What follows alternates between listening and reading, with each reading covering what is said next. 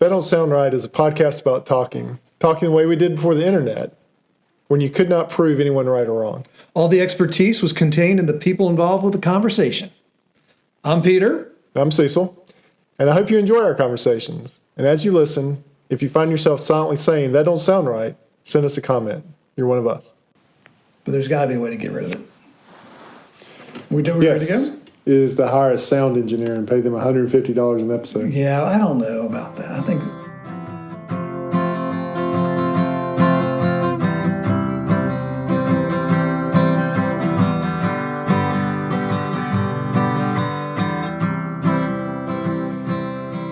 Welcome back to another episode of That Don't Sound Right, a podcast about talking. We're your co-hosts. I'm Peter Bielan. I'm Cecil Davis. And we're just trying to have a conversation without using Google or fact-checking each other online. Those things can so easily kill the conversation. They can. And we just try to keep it going the best we can. And sometimes people follow along with us. Occasionally. And sometimes they just go ahead and Google us and fact-check us. And you know what? You know what I say to that? What's that? Do you know what I say to that? I don't know. That I say that's fine. Oh, yeah, that's absolutely fine. I am not, this is not a hard and fast. I am not so rigid that I don't want to, I want to know facts. It's fine. Well, So don't misinterpret our desire for facts. We're not anti-checking. But it's more fun to start off with not knowing anything and trying to wing it. And trying to figure it out. And at least there's several dozen people out there who agree with us. Yes, at least a dozen. I think I was with a dozen a couple weekends ago. So here's what I got for you. I told you what we're going to talk about tonight, but you taught me a rule of podcasting. That's to jump right into your topic. Go for it. But before I do, I listened to a podcast that was better than ours a few weeks ago. How did you How did I find one better? How did you find one? And why were you even looking? And I bet they took 3 minutes. They were so engrossed in their topic that they couldn't even get to the topic. They were just so happy to be talking about the topic. Okay, yeah. Yeah, and so it was funny because I was like, they were violating all the rules of podcasting, and yet it was funny. They did a good job of leading into their topic. They did a good job. Okay. But So you already wasted 27 seconds of our listeners' time by telling that story. People. And the other thing is they were talking about that they had to keep preventing themselves from talking about it prior to the podcast, which we often have to do. So they do kind of that same kind of deal where they don't talk about it prior? Right, yeah. And we talked a little bit about this prior, enough for you to be slightly prepared. Well, part of it is to make sure we at least had 12 minutes of conversation that we could do. So I want to admit that all this is, I saw part of an article. I just have the mere wisp of an article. So this is reading even less than you normally do. Right. So normally in a 500 word article, you'll read the first 100 words. Me personally? You. Okay. It depends. Like I'll read an article in the Atlantic, and they tend to be long, and I'll read the whole article. Okay. Yeah. Right. But then occasionally, as you're scrolling, you might just catch a headline or read, like you said, the first 100 words. Okay. And this one you've read even less. I read even less. But I thought, as I read, just a little bit that I read, that I almost felt like it was an April Fool's joke. In fact, I wonder now what day I read it on. Here we go. We might be onto something. Well, that's what we get for not fact-checking. So, don't know what country this is, but they have built a wildlife corridor in a river. Okay. And so the wildlife corridor was allowing a spawning fish to move back up this river. The problem they found is they had this gate that would open intermittently. Well, yes. Is there a dam there or something? It was like a dam or a lock or something. Okay, so there was something man-made that the fish couldn't naturally get up and get around this thing. Exactly. Okay. And so they were creating this workaround. All right. And so the fish would congregate, and intermittently this door would open and allow them to move further up this river. So I probably know the answer to this question. Is at what point does the door open? I don't know. I didn't read that far. I knew the answer to the question. But I did read that these particular fish were congregating around this door.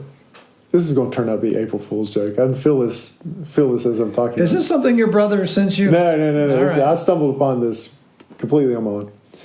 So the fish would congregate, but then predator fish figured out that this was happening and began to eat the fish congregated at the store. Okay.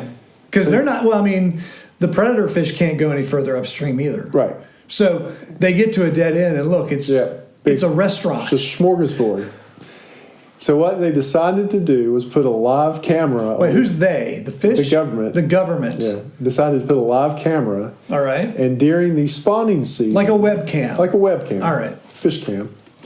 They fish cam. Then you can put during the spawning season, you can monitor this site, and if you see a fish that's trying to spawn up the river, you can send a signal through your computer, and it will activate the door. I think you've been had. you told me you kind of, that's about all you told me about this. Yes, fish doorbell is what it's called. Fish doorbell season. Is that what the name of the article was? I think so. And so you can participate in allowing these fish to spawn by monitoring this camera as a community. Pressing the button. Yeah, certainly you had to have a login because not every person. Yeah. You just. Yeah. I mean, how would you know what button to push? Right. Yeah. Like I said, I have just the mere wisp of an article on this. And so the idea is that you're sitting there watching for the fish, and when you see a lot of fish starting to gather, to protect them and so they can get a move on, you mash the button. Right. And do you get to see them leave? You get to see the door? You're on the webcam, so you get to see them go further upriver. And I wonder if there's different views. So there's one view there at the door, and there's a view maybe looking up the fish ladder, and maybe there's a view at the exit. I don't know. I would hope so. I find that fascinating that this is the solution to this. I now need to, NPR does an April Fool's article usually every year. Okay. So now I wonder. I think you need to. I think you need to wonder.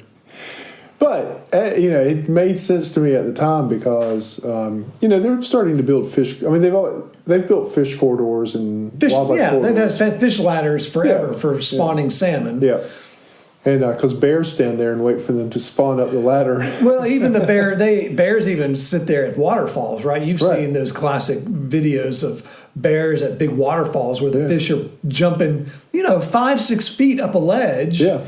And the bear is just sitting there waiting for the fish to jump, and they catch them in their mouth. Yeah. I mean, that's the real deal. So I think if a bear can stand at a waterfall, then the fish doorbell has a chance of being real. I feel like you had some thoughts on this before. Well, I mean, we thought, we talked about what are some other ways that humans have intervened to help animals and wildlife circumvent man-made structures. Yeah. Or what are some ways that humans have observed animals in their natural habitat? Well, I've noticed that we've started building the greenways across highways now. So you'll have a highway and then you'll have an elevated greenway. Yeah.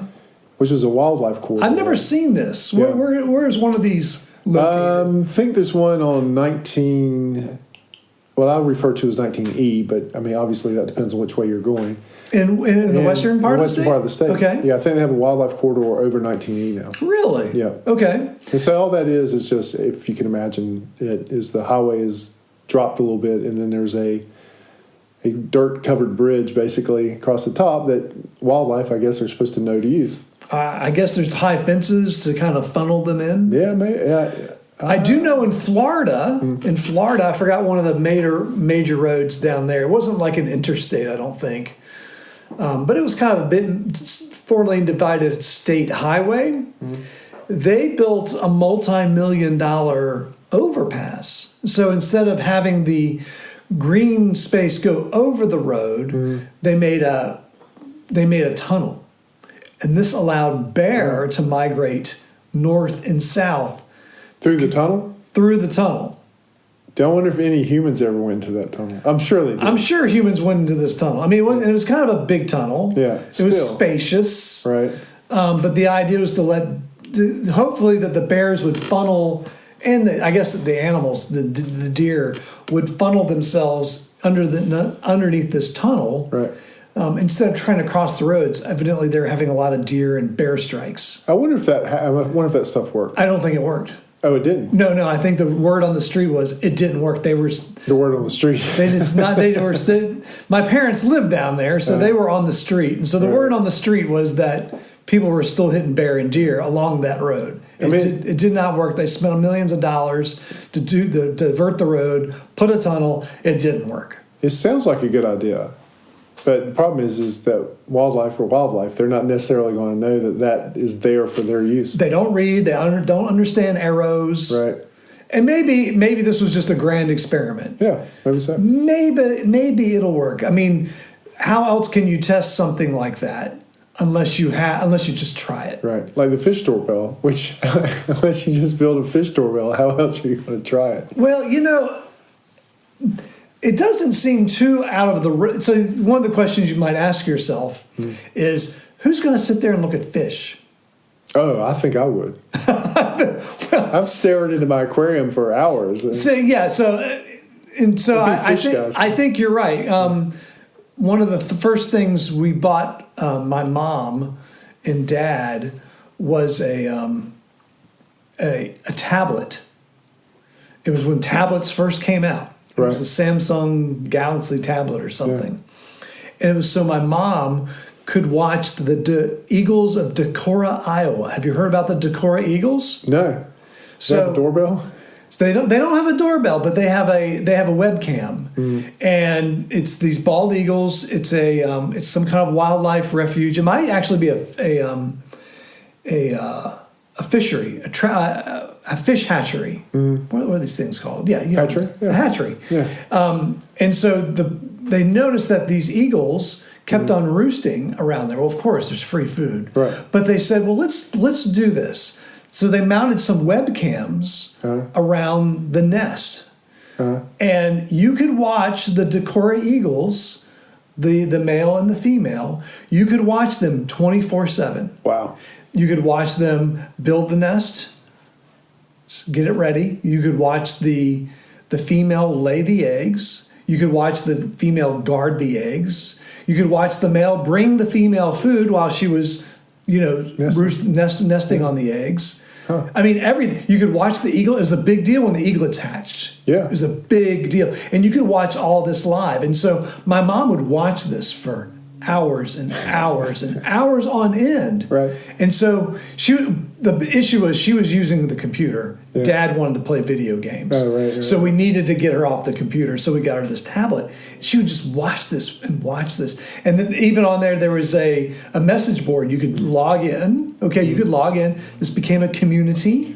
Oh, nice. You could send messages. You could talk about what you saw. Or like, let's say you had to step away for an hour and you came back. It's like, there's another eaglet. And then someone chatted, this happened. Or you could scroll and see all the comments. It's a big, they wouldn't have even had Decorah Eagle Day in Decorah, Iowa. They had a big festival because it got so big. And it went on for years. They should have set a doorbell up so that if the fish, like the eagles started to swoop down and get fish out of the hatchery, you could ring the doorbell and warn the fish. Yeah, that's it. I mean, they protect the fish by. Well, then what are the eagles going to eat? Well, yeah, I mean, you have to give them something to eat, but. Or you push a button and it lets the fish out, so the eagles had a free meal. There you go. There it is. That's right. Yeah, that'd be even better. So this whole thing really doesn't surprise me. You know Jordan Lake, right over here. I have spent many hours fishing. You know Jordan Lake, right? Yeah. They had an eagle there. I've seen the eagle, and they had a webcam. I didn't know that. Yeah, they had a webcam. I've seen the eagle. And my mom, living in Florida, used to watch the Jordan Lake Eagles. Yeah, I have watched them at night fishing.